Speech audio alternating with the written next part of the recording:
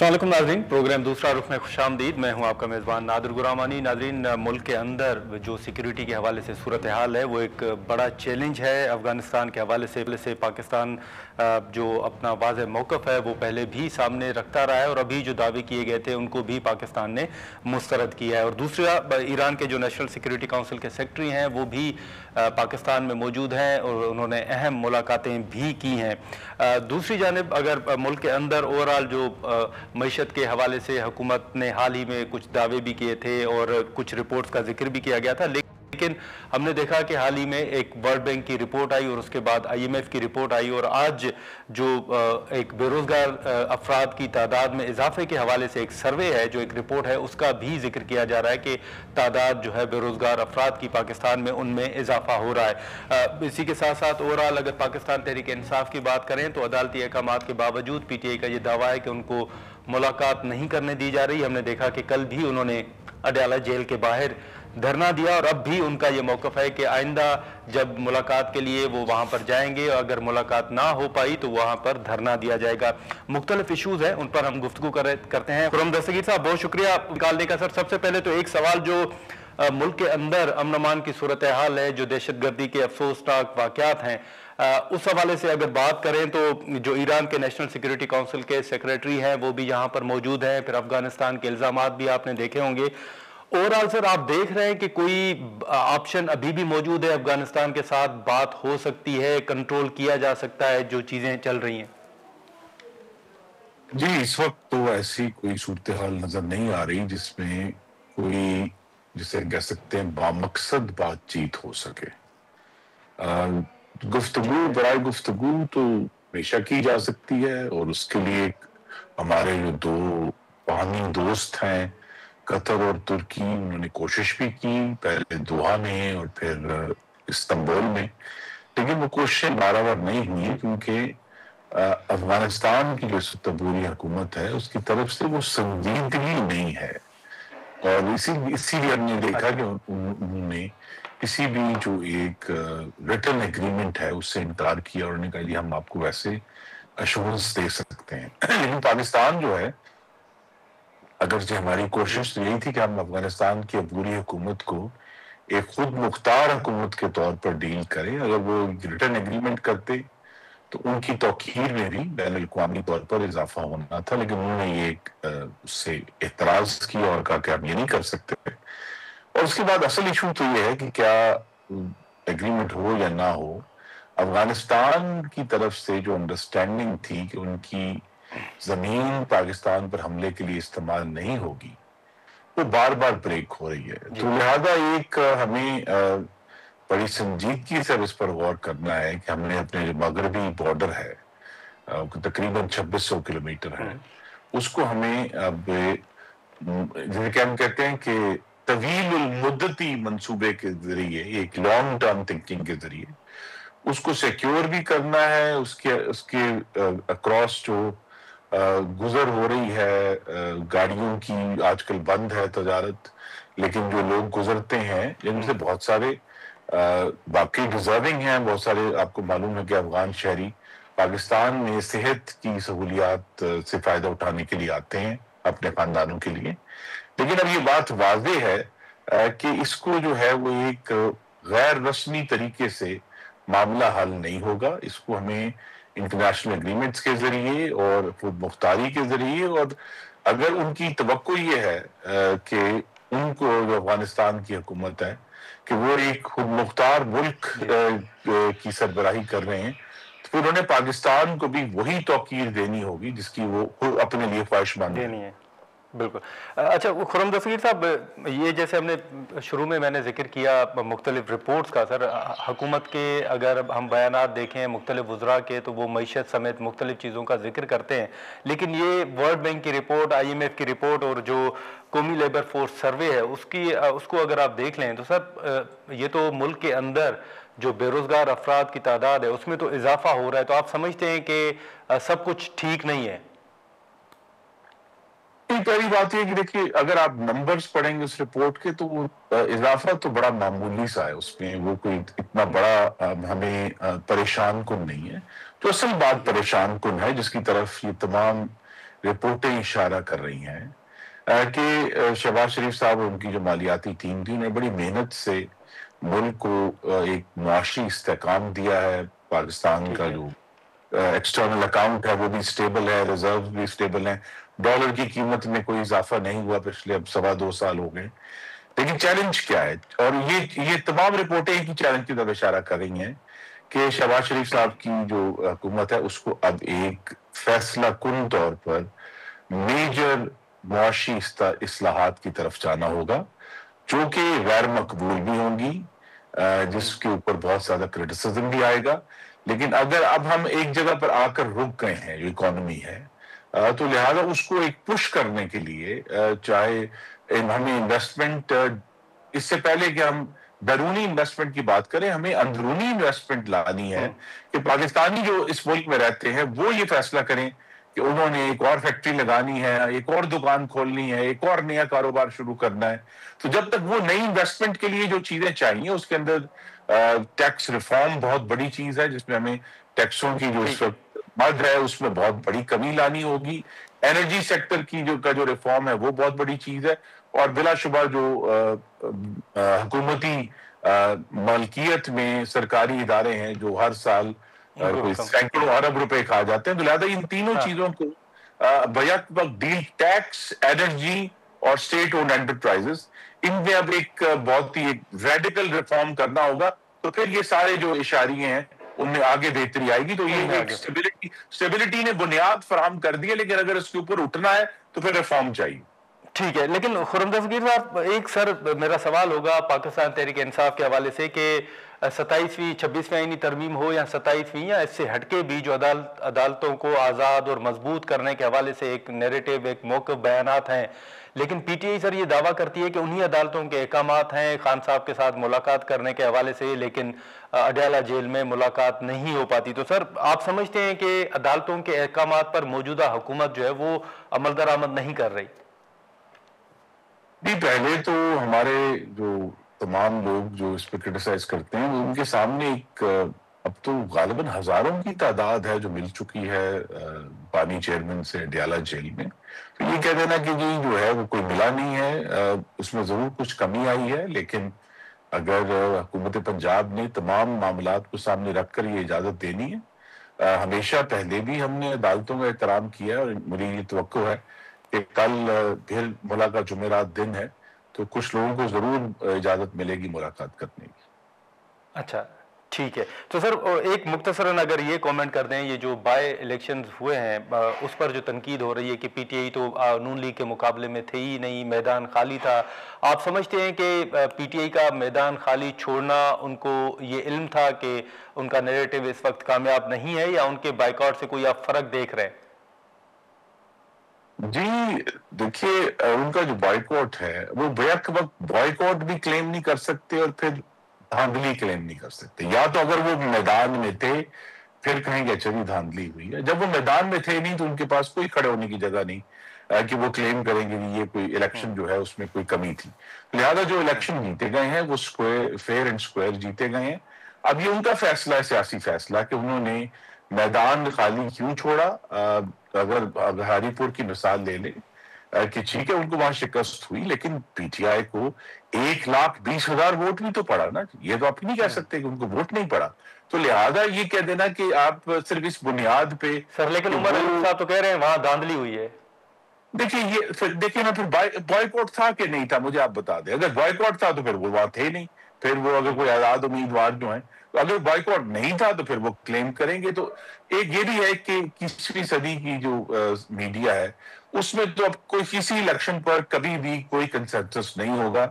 इसी तरीके से हमें आगे चलना है। मेरे सामने जो बात है कि हमने जो भी एविडेंस मुख्तलिफ लोगों ने कलेक्ट की है, अभी तक इस बाई इलेक्शन में किसी भी इंतखाब में, चाहे वो लाहौर में था, वो डेरा गाजी खान में था या हरिपुर में था, एक सबूत पीटीआई पेश नहीं कर पाई एक्चुअल धांधली के सवाए बयानात देने।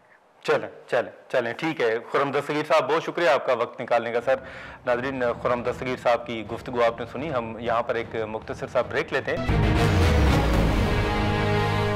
प्रोग्राम में एक बार फिर खुशामदीद नाज़रीन। अब जो पाकिस्तान तहरीक इंसाफ की हिकमत अमली के हवाले से बात की जा रही है और आज जो अलीमा साहिबा के हवाले से अदालत का फैसला सामने आया, ये तमाम इशूज़ हैं, इन पर हम गुफ्तगू करेंगे। नईम हैदर पंजोता साहब हमारे साथ मौजूद हैं। सर बहुत शुक्रिया नईम साहब वक्त निकालने का। सबसे पहले तो हमने देखा कि कल रात तकरीबन लेट नाइट तक जो है वो धरना जारी रहा पीटीआई का और बिल आखिर वो ख़त्म किया गया।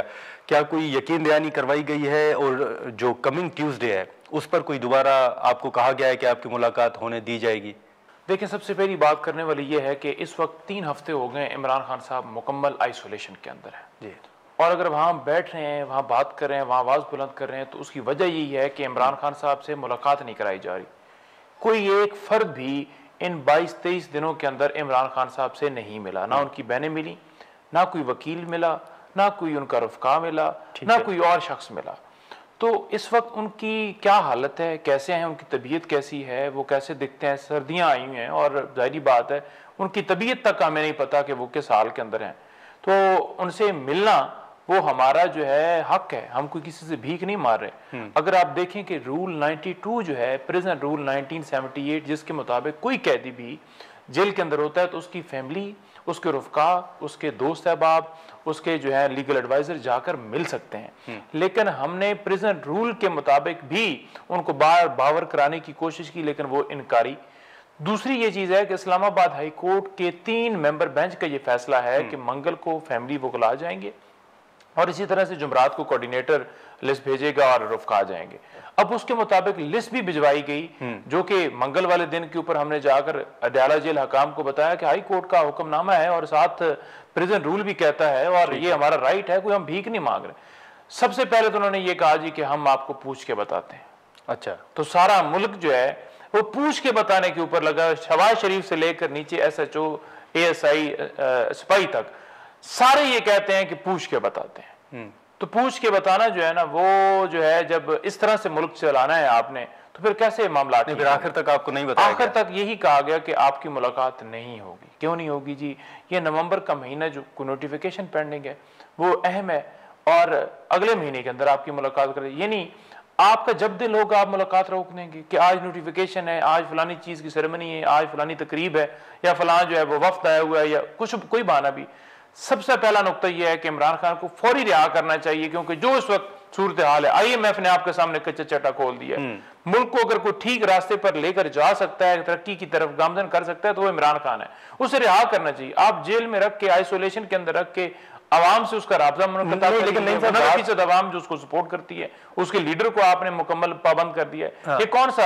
लेकिन नहीं साहब, जो रात आपने धरना खत्म किया, क्या यकीन दहानी के बाद खत्म किया है? और अगली जो आपकी मुलाकात के हवाले से जो कहा गया है, तो उस दिन के हवाले से क्या हिकमत अमली है? देखिए, रात को जो पुलिस एहलकार थे उन्होंने बताया कि इस महीने के अंदर आपकी मुलाकात नहीं होने वाली। ठीक है। देखिए, वो तो पहले टाइम से बता रहे होंगे 5 बजे से 6 बजे तक, लेकिन हमारे पास क्या ऑप्शन है? अदालत में जाएं, अदालत तौहीन अदालत की दरखास्तें नहीं लगाती, तौहीन अदालत की दरखास्तें लग जाएं तो उस पर अमल नहीं होता, क्योंकि आपको पता है कि अब इस्तिस्ना भी हासिल हो चुकी है। अब जज जो बोलेगा उसको ट्रांसफर करके सिब्बी भेज दिया जाएगा और अपनी मर्जी के जज बिठाए हुए हैं और सारे वो अपने पास ही केसेस रखते हैं। चीफ जस्टिस से लेकर बाकी जो तमाम जजेस जो बाद में लाए गए तो वो सारे अपने पास केसेस रखते हैं, तो उन्होंने मिलवाना है ही नहीं। तो लिहाजा जब वो अपने हुक्म के ऊपर अमल नहीं करवा पाते तो हमारे पास ऑप्शन फिर ये बचता है कि हम उसके खिलाफ एहतजाज करें। ठीक है, जो कि हमने रात को किया। और जो यकीन दहाई की आपने बात की है, कोई ऐसी बात नहीं है कि हमने कोई उनके साथ डील की है। हाँ, ये बात वो बताते रहे। 26 नवंबर आज दिन है, इस 26 नवंबर को हमारे कारकुनान को शहीद किया गया, हमारे लोगों पर जुल्म जबर किया गया। पूरी एक लिस्ट मौजूद है जो आज हम ऑफिशियल शाया किए हुए हैं और बता रहे हैं लोगों को कि आज यौम स्याह के तौर पर मनाया जा रहा है। उस तनाजर के अंदर अलीमा आपा ने कहा कि क्योंकि आज 26 का दिन स्टार्ट हो चुका है 12 बजे के बाद, तो इसलिए हम इस तनाजर के अंदर हमने पेशावर के अंदर जो है वो एक रखी हुई है तकरीब, और पूरे पाकिस्तान में आज लोग दुआएं कर रहे हैं, आज खत्म पढ़ रहे हैं, तलावत कर रहे हैं, उनके साले सवाब के लिए उनके खानदान के साथ मिल रहे हैं। तो इसलिए हमने वहां से जो है धरना खत्म किया था। ठीक है, और अगले मंगल को हम फिर जाएंगे और अगले मंगल को बगैर जो है मुलाकात के वापसी नहीं होगी, वो धरना जारी रहेगा। बिल्कुल, वापसी नहीं होगी। अच्छा, तो आपने अडयाला जेल के बाहर ही बैठना है? अडयाला जेल के बाहर ही बैठना है और इससे डबल तादाद के अंदर लोग होंगे। ओके। और जब तक इमरान खान साहब से मुलाकात नहीं होगी हम धरने से उठने वाले नहीं है। बड़ा clear, loud and clear message है, क़यादत भी आएगी। नाज़रीन, यहाँ पर एक मुख्तसर सा ब्रेक लेते हैं और ब्रेक के बाद गुफ्तगू को आगे बढ़ाते हैं। वेलकम बैक नाज़रीन। आपने क़यादत का जिक्र किया तो आप लोगों के ऊपर एक तनकीद ये हो रही है कि जो एहतजाज हो रहा है वो सिर्फ खान साहब की बहनें क्यों कर रही हैं, आपकी बाहर जो लीडरशिप है वो कहाँ पे है, आपके MNAs कहाँ है, आपके सेनेटर कहाँ है? देखें, MNAs और सेनेटर्स हर बंदे को जाहिर बात है स्क्रीन वाला फेस नहीं होता, आप नहीं पहचानते कि ये भी MP है, ये भी MP है। अपोजिशन लीडर पंजाब के तमाम अपने साथ MPs लेकर आए हुए थे। ठीक है। इसी तरह हमारे रीजनल सदूर पंजाब के आए हुए थे, KP से मीना आपने देखा होगा, क्योंकि ज्यादा प्रोमिनेंट जो लोग होते हैं उसको बंदा पहचानता है।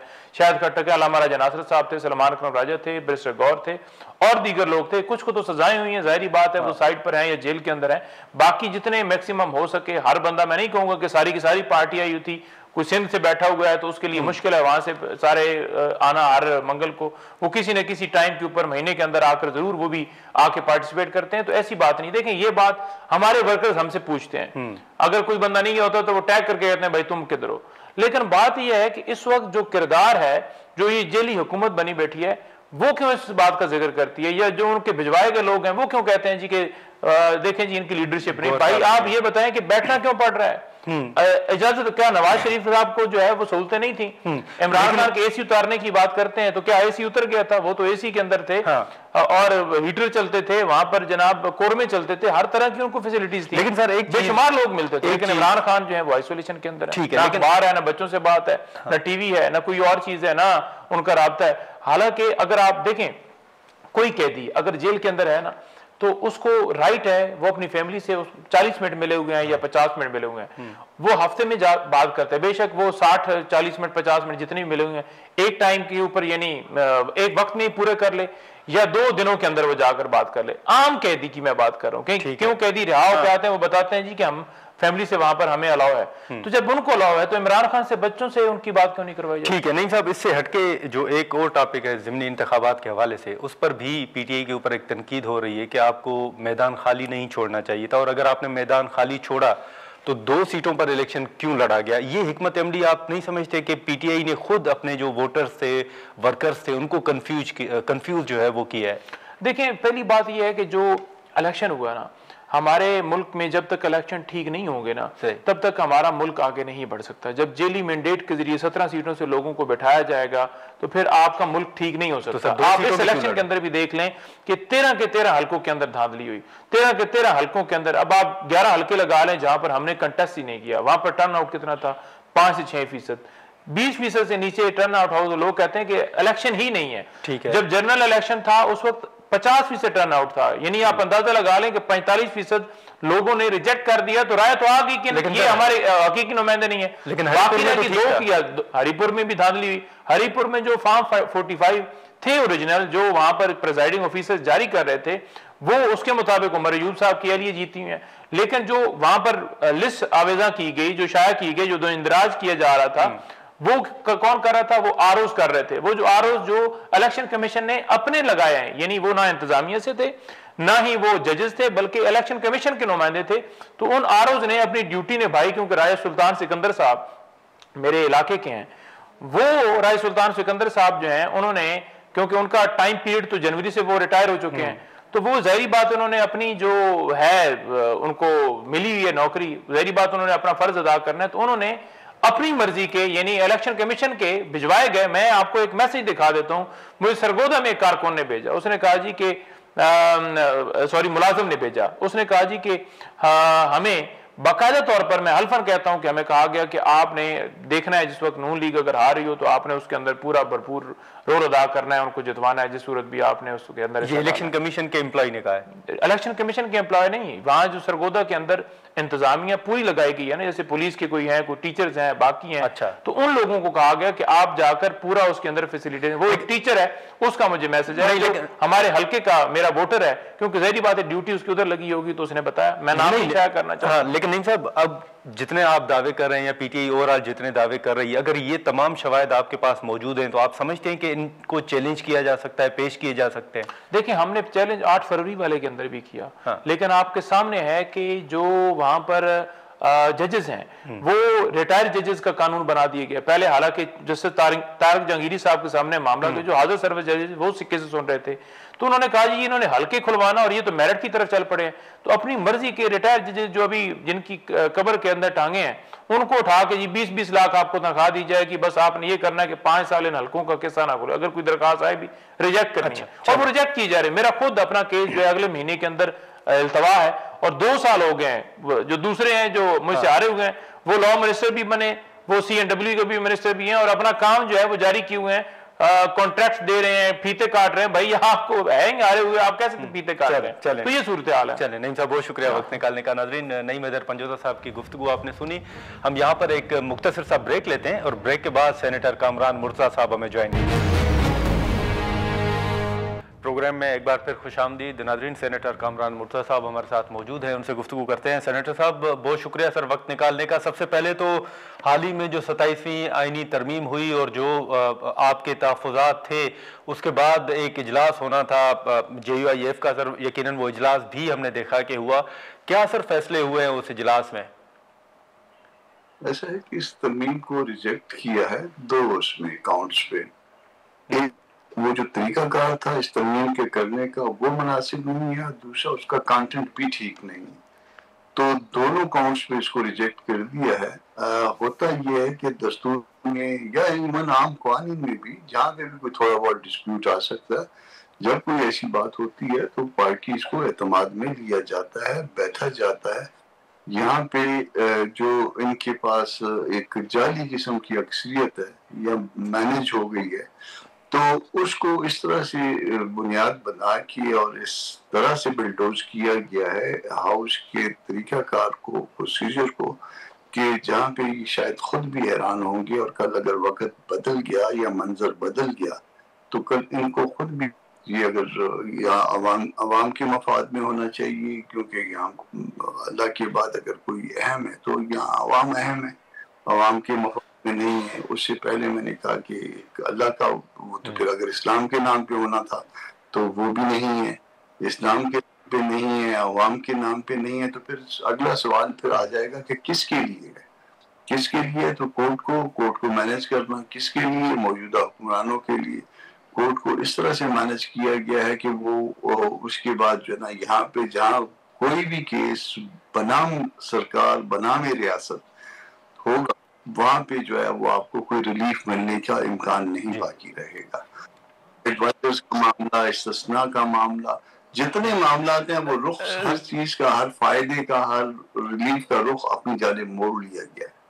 लेकिन सर ये तो 27वीं आईनी तरमीम को तो सर आपने पहले भी मुस्तरद किया, अभी आप समझेंगे बाज़ाब्ता तौर पर एक इजलास के बाद भी ये एलामिया या प्रेस कॉन्फ्रेंस आप कहे उसमें बयानात भी आए, लेकिन सर अब आगे हिकमत अमली क्या होगी? कोई एहतजाज की तरफ जा रहे हैं, सड़कों पर निकल रहे हैं? उसमें हिकमत अमली फिल वक्त जो है वो हमने अपनी पार्टी के तौर पे, अपने पार्टी के प्लेटफॉर्म से ये है कि वकला के मुख्तलिफ सूबों में इजलास रखे जाएंगे, उसके साथ साथ जो है वो आम पब्लिक के इजलास रखे जाएंगे, एक अवेयरनेस की जो ना वो कैंपेन जो है, ताकि लोग जो है इसके हवाले से ज्यादा जान सकें, और फिर जब ये कुछ मोशन पकड़ ले फिर उसके बाद सोचते हैं कि फिर आगे क्या करना है। मगर फिर जो है ना ये स्टेज के ऊपर है ये मामला। लेकिन सर मौलाना साहब की वतन वापसी के बाद हुकूमत की जानिब से कोई किसी तरह का कोई राब्ता हुआ है? मौलाना जिस दिन गए थे उस दिन तो 2 दफा जो है वो एक मिनिस्टर साहब ने अपने अटेम्प्ट किए थे, एक मुलाकात पे, दूसरी मुलाकात पे जब चले गए तो फिर यहाँ पे अताउर रहमान साहब के साथ राब्ता हुआ, फिर हम सबको इकट्ठा किया गया, उसमें एक मुलाकात, मगर वो जो डिमांड थी कि बस वो डिमांड सिर्फ इतनी सी होती है या इस तरह की होती है कि जैसे कोई अंगूठा लगाने वाले लोग हों, तो ये हम अंगूठा लगाने वाले नहीं हैं। हम जो कुछ भी करना चाहेंगे या करेंगे या करते थे या करते हैं वो दलील की बुनियाद पे, अकल की बुनियाद पे, समझाने की बुनियाद पे, समझने की बुनियाद पे। लेकिन सर अभी कामरान साहब माजरत आपकी बात कर रहा हूँ, लेकिन जो ज़िमनी इलेक्शन हुआ है सर, एक तो 2 सवाल होंगे। एक तो ज़िमनी इलेक्शन के बाद कहा जा रहा है कि अब पीपल्स पार्टी की भी शायद हुकूमत को ज़रूरत नहीं रही। दूसरी तरफ अगर आप देखें तो हुकूमत मईशत के हवाले से दावे कर रही है, मुख्तलिफ चीज़ें हैं, लेकिन मुल्क के अंदर पहले वर्ल्ड बैंक की रिपोर्ट आई, फिर आईएमएफ की रिपोर्ट आई, अब जो कौमी लेबर फोर्स सर्वे है उसकी रिपोर्ट है कि मुल्क में जो बेरोजगार अफराद हैं उनकी तादाद में इजाफा हो रहा है। तो ये क्या सूरत हाल आप देख रहे हैं? वैसे तो गवर्नमेंट के यहाँ रावी चैन लिख रहा है, मगर 18 बिलियन डॉलर्स का जो है वो आईएमएफ वालों ने कह दिया। फिर वाली रिपोर्ट आपने देखी होगी जिसमें ट्रिलियंस के हिसाब से, ये दोनों इश्यूज जो है ना सेनेट में रेज किए हुए हैं जेयूआई ने, तो इसमें ट्रिलियंस के हिसाब से जो है ना वो एम्बेजलमेंट भी कह सकते हैं, मगर वो इरेगुलरिटीज कहते हैं, जिसकी बाद में प्रेशर के तहत तरदीद आ गई। तो वो मैंने क्वेश्चन रेज किया था और क्वेश्चन फाइनेंस की कमेटी को रेफर हुआ था, तो मेरा इसमें डिमांड थी कि ऑडिटर जनरल जो है ना इसमें अपना पर्सनल एफिडेविट फाइल करें। अगर वो कहते हैं कि नहीं ये गलती से हो गया है और या टाइपो इशू है, तो अब क्यों कहा कि चलें अपना एफिडेविट फाइल करें, तो वो एफिडेविट तो खैर फाइल करने की बजाय ये निपटाना चाह रहे थे इस मामले को। फिर आपने ये देख लिया बेरोजगारी बढ़ी है और आम आदमी की उससे ज्यादा जो है ना आम आदमी की कुव्वत खरीद न सिर्फ कम हुई है बल्कि तकरीबन ऑलमोस्ट खत्म हो गई है। और साथ साथ जो है ना वो इलेक्शन मैनेज भी हो रहे हैं, जीते भी जा रहे हैं। ठीक है, ये एक ताकत का इजहार है, मगर ये ताकत की इस तरह के इजहार जो है कमजोरियों को जन्म देते हैं। सर ये जो मौजूदा ज़िमनी इलेक्शन हुए हैं ये आपकी नजर में मैनेज हुए हैं? ये मैनेज्ड हैं और एक तरफ तो जो उसके कंटेस्टेंट थे उनकी मैं एज ए पॉलिटिकल वर्कर मैं ये बात कर रहा हूँ कि उनके पार्ट पे मैं उनकी कमजोरी समझता हूँ। मैं इससे ज्यादा सख्त अल्फाज इस्तेमाल नहीं कर रहा। यानी आप पूरे इलेक्शन का बाइकाट कर दें एक आध सीट, तो आधा केस तो यहाँ पे हार गए ना, आधा केस तो आपने यहाँ पे हार दिया और बाकी जो रह गया वो फिर आपने मैदान में हार दिया। तो जो कुछ भी हुआ है ये आपके अपने उसकी वजह से, और मिसमैनेज करते हैं, चीजों को समझते नहीं है। ठीक है, इट्स ओके। लेकिन सर ये जो आपने देखा होगा कि अलीमा साहबा ने अडयाला जेल के बाहर ये दूसरी तीसरी मरतबा है कि उन्होंने धरना भी दिया है, अदालती अहकामात के बावजूद मिलने भी नहीं दिया जा रहा। सर पीटीआई के साथ कोई राब्ता किसी सतह पर बहाल हुआ है या दोबारा कोई उनके साथ आगे चलने के हवाले से बातचीत हो रही है? मौलाना के राब्ते बरकरार रहे हैं दरमियान में भी, जब इवन जिसको आप टूटा हुआ राब्ता कहते हैं, राब्ते टूट जाना कहते हैं, उस वक्त भी मौलाना की और कुछ पीटीआई के साथियों के दरमियान राब्ते रहे हैं। मगर वो राब्ते जो है ना उसका नतीजा जो है ना वो पार्टी की सतह पर क्या निकलेगा, वो पार्टी की सतह पे राब्ते जो है ना वो शायद उस तरह से नहीं है। पहले जब जो बात हुई थी उसमें एक पे मैं भी था, तो जो जिस एंड पे मैं भी था उसमें कोई भी ऐसी चीज जो है ना जिसके ऊपर कोई कमिटमेंट, जिसके ऊपर कोई वादा, जिसके ऊपर कोई ऐसा डॉक्यूमेंट, ऐसी तहरीर के जिसको बुनियाद बना के हम कल कह सकें कि हाँ हमारे और इनके दरमियान ये हुआ है। जुबानी बातचीत, आप बहुत अच्छे हैं, आप बहुत ठीक हैं, सब कुछ कबूल है, सब कुछ कबूल नहीं है, इस तरह की बातों से इस तरह की सियासत नहीं होती है। कोई कमिटमेंट होती है तो वो इन राइटिंग होती है, कल हम दो बता सकें कि जी ये बातें हुई थी हमारे दरमियान। बिल्कुल। हाँ सर, एक आखिर में मुख्तसरन सर ये बताइएगा कि ये जो बलूचिस्तान के अंदर तब्दीली की बात हो रही है, सीएम साहब के हवाले से बयान आता है, हालांकि पीपल्स पार्टी उसकी तरदीद कर चुकी है, वहां कोई ऐसा माहौल आप देख रहे हैं सर? देखिए तब्दीली होनी चाहिए, मगर जिस सतह की तब्दीली बलूचिस्तान के अवाम मांगते हैं वो जो तब्दील करने वाले हैं उनकी तब्दीली मांगते हैं। आप उनको तब्दील कर सकते हैं तो सूरत हाल बेहतर हो जाएगी। अगर आप उनको तब्दील नहीं कर सकते, अगर सिर्फ सामने के चेहरे आपने बदली करने हैं तो कभी भी सूरत हाल नहीं बदलेगी। 100 दफा अटेम्प्ट कर लीजिए, आप इस मुल्क को दस्तूर के मुताबिक चलाइए, कानून के मुताबिक चलाइए, इससे ज्यादा हम आपसे कुछ नहीं मांगते हैं। मगर जिसका काम इस मुल्क को चलाना नहीं है वो न चलाए, जिसका काम इस मुल्क को चलाना है वही इस मुल्क को चलाए। लेकिन सर वो जो चेहरा जिसका आप जिक्र कर रहे हैं, वो चेहरा भी आप कोई तब्दील होते हुए देख रहे हैं? ऐसा है कि चेहरे 100 दफा तब्दील हो जाए, चेहरों के तब्दील होने से कोई जोहरी फर्क नहीं पड़ेगा।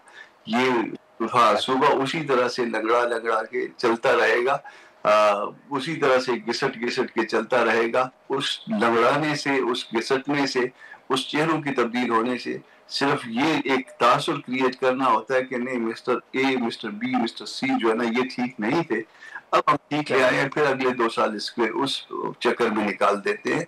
असल मर्ज का इलाज करिए, मर्ज का जिस दिन इलाज हो जाएगा, आपका सूख, आपका मुल्क, आपकी हर चीज दुरुस्त चलेगी।